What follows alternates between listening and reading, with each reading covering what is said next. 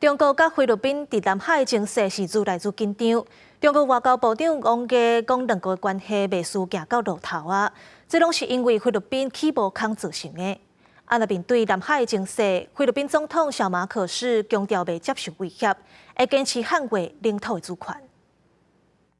中国外长王毅甲菲律宾外长马纳诺拜三通电话讨论南海仁爱暗沙的问题。王毅伫咧通电话时阵，希望菲律宾好好控制当前海上的局势，也强调目前中菲关系面临的困难增加，是因为菲律宾背弃承诺。当前中菲关系面临严重困难，根源在于菲方改变了迄今的政策立场，背弃了自己做出的承诺，不断在海上挑衅滋事，损害中方的正当合法权利。中菲关系已站在十字路口，面临何去何从的选择。菲方务必要慎重行事。双方的外长进行会谈，是因为这个月初10，一代菲律宾参谋总长坐伫顶头的船，伫南海执行补给任务时阵，和中国的海警船喷水炮甲弄击。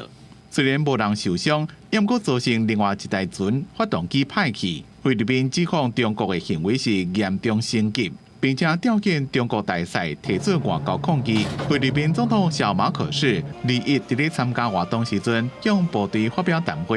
虽然无点名中国，也过正明确讲到，最近的对抗互人正担心。The recent incidents involving no less than our AFP Chief of Staff is worrisome. Yes, but it is a proud demonstration of Filipino courage against coercion and our firm resolve to protect, preserve, and uphold our territorial integrity.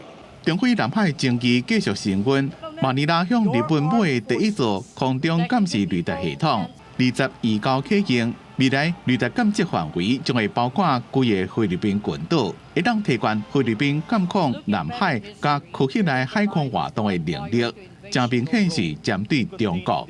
公司新闻张伟林编辑。